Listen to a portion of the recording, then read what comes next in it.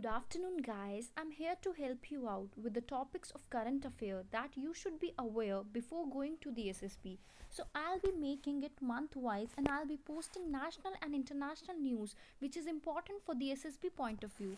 So, today's topic is 1947 Tripartite Agreement on Gurkha Soldier, and this topic is from the October month. So, why 1947 Tripartite Agreement on Gurkha Soldier is in news? So, recently, Army Chief has visited Nepal, and from there he has got the rank of Honorary General. So, what is the whole topic is about? So, in 1947, there was an agreement signed between India, Nepal, and United Kingdom.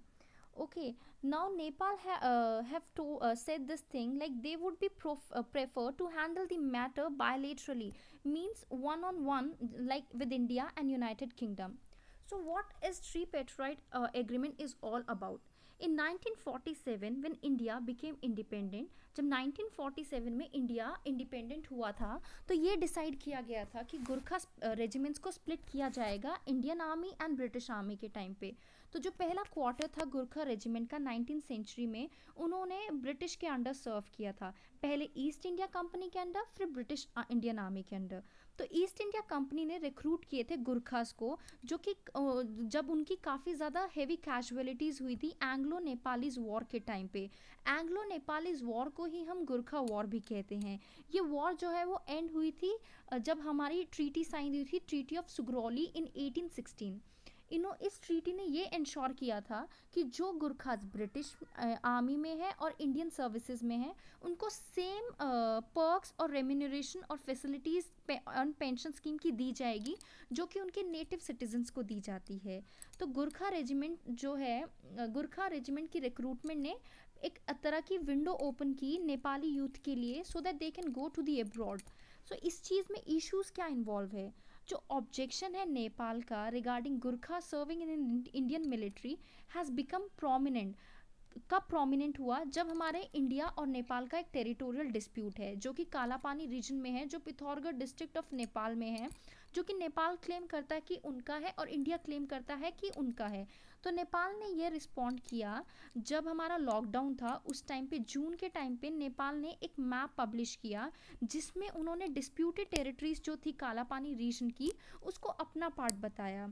और ये issue ज़्यादा broad तब हुआ जब army chief ने ये remark किया कि जो नेपाल की स्ट्रॉन्ग प्रोटेस्ट है किसके अगेंस्ट, इंडियन रोड कंस्ट्रक्शन के अगेंस्ट लिपुदरा कालापानी लिपू लेक एरिया में, तो वो चाइना की वजह से है।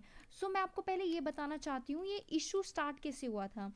सो जो हमारा लिम्प्युदरा लिपू लेक है वहाँ पे हमारे डिफेंस मिनिस्टर राजनाथ सिंह ने एक रोड कंस्ट्रक्शन का इनॉग्रेशन किया था जिसके अगेंस्ट नेपाल ने ये मैप को पब्लिश किया था।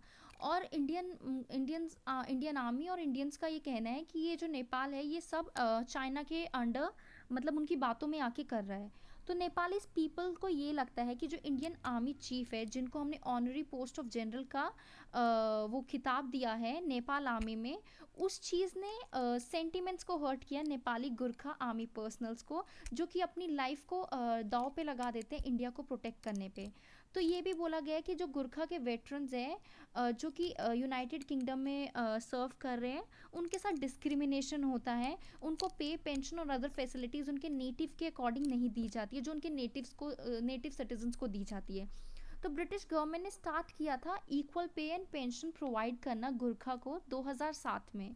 तो जो गुरखा है ब्रिटिश आर्मी में उनका हम एक छोटा सा वो डिस्कस कर लेते हैं। तो जैसे 1947 का ट्रीपैट्राइट एग्रीमेंट हुआ था तो ब्रिटिश आर्मी जो है वो एमेलगेट हुई थी गुरखा रेजिमेंट्स में into combine Gurkha royal Gurkha rifles के नाम से। तो करेंटली जो है गुरखा 3% है ब्रिटिश आर्मी के, और 2015 में उन्होंने 200 साल कंप्लीट किए थे सर्विस के ब्रिटिश आर्मी के अंडर। जो क्वीन एलिजाबेथ टू है ब्रिटेन की, उनको 2 पर्सनल जो गुरखा पर्सनल्स हैं उनके द्वारा गार्ड किया जाता है। और गुरखा हर साल रिक्रूट होते हैं ब्रिटिश गुरखा कैंप में जो कि पोखरा में है नेपाल में। ये कैंप एनलिस्ट करता है फ्रेश रिक्रूट्स को not only from the British army but उनकी काउंटर टर्म जो आर्म है सिंगापुर पुलिस फोर्स उसके लिए भी।